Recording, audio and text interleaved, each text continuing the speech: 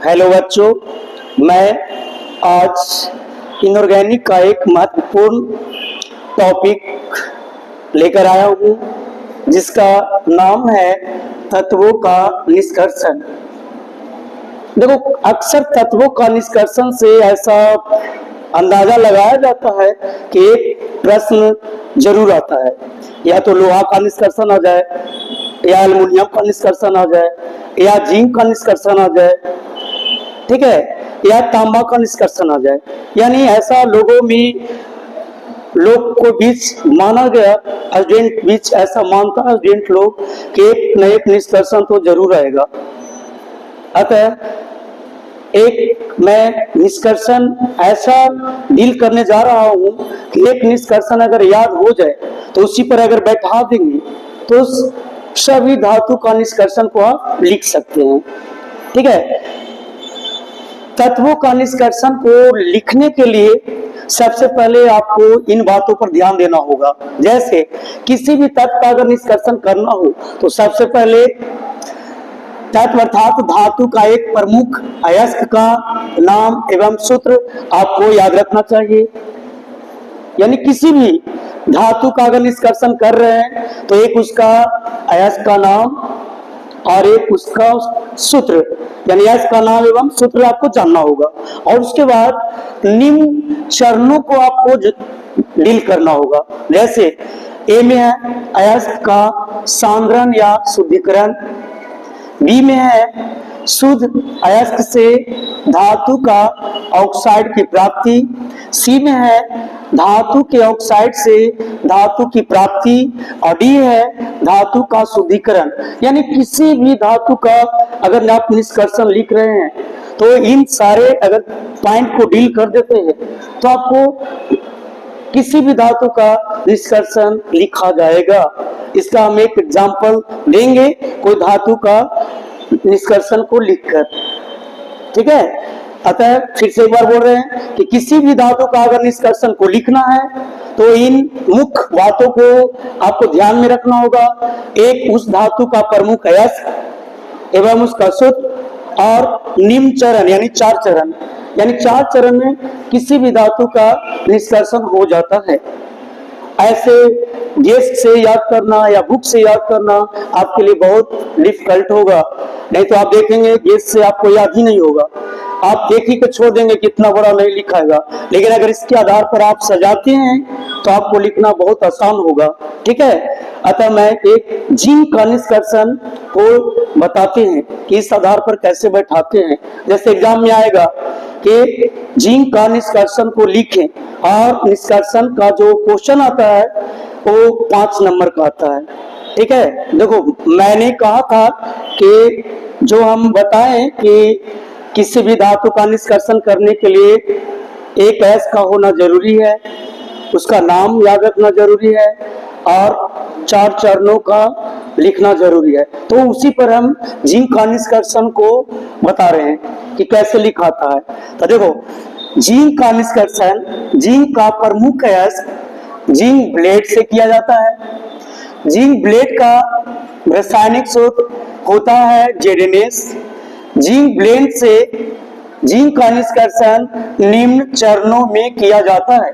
देखो हमने बोले था कि एक अयस्क का नाम याद रखना है और एक अयस्क का सूत्र। तो देखो इसका यहाँ पर उपयोग किए, जिंक का अयस्क का यूज किए हैं। तो जिंक का अयस्क क्या है? जिंक ब्लेड है, और जिंक ब्लेड का रासायनिक सूत्र क्या है?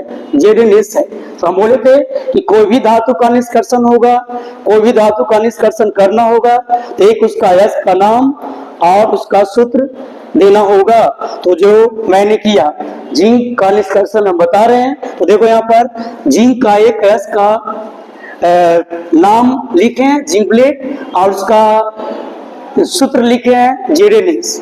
अब मैंने जिक्र किया था कि 4 चरणों में भी किसी धातु का निष्कर्षण हो जाएगा। तो देखो हम 4 चरण लिखे, खाली बस जहां पर धातु लिखे थे वहां पर हम क्या कर दिए? जिंक कर दिए। ठीक है, तो आप एल्युमिनियम का निष्कर्षण रहेगा तो धातु के जगह पर क्या कर देंगे? आप एल्युमिनियम कर देंगे। लोहा का निष्कर्षण रहेगा तो जहां पर हम धातु लिखे हैं वहां पर लोहा कर देंगे। जैसे जिंक का अयस्क का शुद्धिकरण, हम उसमें बताए थे कि धातु का अयस्क का शुद्धिकरण, तो यहाँ पर क्या बताएं, जिंक का अयस्क का शुद्धिकरण, फिर शुद्ध अयस्क से जिंक ऑक्साइड की प्राप्ति। इसके पहले हम बोले थे कि धातु ऑक्साइड की प्राप्ति, तो धातु के जगह पर क्या लिख दिए, जिंक लिख दिए।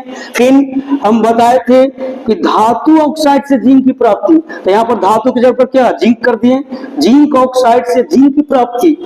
फिर बोले थे धातु का शुद्धिकरण, तो चौथा स्टेप में लिखे क्या, जिंक का शुद्धिकरण। यानी जो हम सभी धातुओं के लिए 4 चरण बताए थे, तो धातु के जगह पर कुछ नहीं किए, धातु के जगह पर हम कर दिए जिंक। जहां पर धातु का ऑक्साइड था वहां पर जिंक का ऑक्साइड कर दिए। ओके, अब हम सब को डील करेंगे, तो डील करेंगे तो जिंक का निष्कर्षण क्या है, हो जाएगा।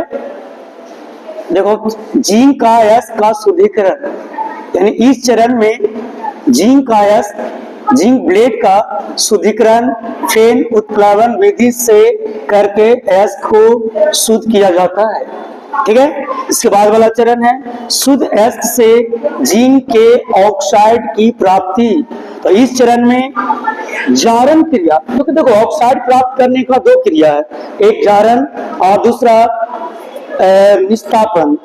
ओके, तो इसमें हम जारण क्रिया का उपयोग किए हैं, क्योंकि सल्फाइड अयस्कों के लिए जारण का उपयोग किया जाता है। ठीक है, तो लिखा गया है कि इस चरण में जारण क्रिया के द्वारा जिंक का ऑक्साइड प्राप्त किया जाता है। जैसे जेडेनेस का जारण करते हैं ऑक्सीजन का उपस्थिति में, तो क्या बना, जेडेनो, जिसको बोलते हैं जिंक ऑक्साइड, और सल्फर डाइऑक्साइड गैस बन के चला गया। तो 2 चरण डील हुआ। तो जिंक ऑक्साइड से जिंक धातु की प्राप्ति, इस चरण में जिंक ऑक्साइड में कार्बन या कोक को मिलाकर प्रद्रावण किया जाता है, जिसके फलस्वरूप जिंक धातु प्राप्त हो जाता है।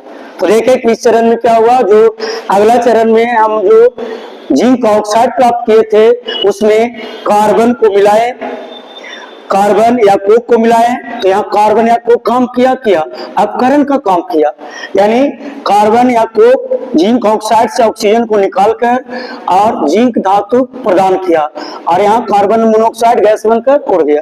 ठीक है, अर्थात इस चरण में क्या हुआ, इस चरण में अपकरण हुआ। यानी आप कह सकते हैं कि जिंक ऑक्साइड से जिंक धातु की प्राप्ति में कौन सा क्रिया हुआ, तो अपकरण क्रिया हुआ। ठीक है, अंतिम में है जिंक धातु का शुद्धिकरण। इस चरण में विभिन्न चरणों के द्वारा जो जिंक धातु प्राप्त होता है उसमें मिले अशुद्धियों को वैद्युत शोधन विधि से दूर करके अत्यंत शुद्ध अवस्था में जिंक धातु को प्राप्त कर लिया जाता है। तो देखें कि हम जो 4 चरण बताए थे उसी पर बैठाकर जिंक धातु का निष्कर्षण को किए हैं, जो कि बेहद आसानी से हो गया है। ठीक है, तो आप क्या करिएगा कि आप और लोहा का निष्कर्षण, एल्युमिनियम का निष्कर्षण को इसी के आधार पर बैठाइएगा और बैठाकर लिखिएगा। ठीक है, ठीक है, तो आप कोशिश करिएगा, तो आपको लिखने जरूर रहेगा, क्योंकि गैस में जैसा लिखा रहता है वैसा याद करना आपके लिए मुश्किल है, तो ऐसा याद होगा ही नहीं। फिर आपको लगेगा कि हाँ निष्कर्षण आता है, सबको एसडीएन बोलता है, हर एसडीएन बोलेगा कि निष्कर्षण आता है, लेकिन इतना बड़ा लिखा रहता है कि लिखाएगा नहीं। तो आप ऐसे लिखेंगे तो जरूर आपको लिखने में सहायता मिलेगा और आप आराम से लिख लीजिएगा। Thank you.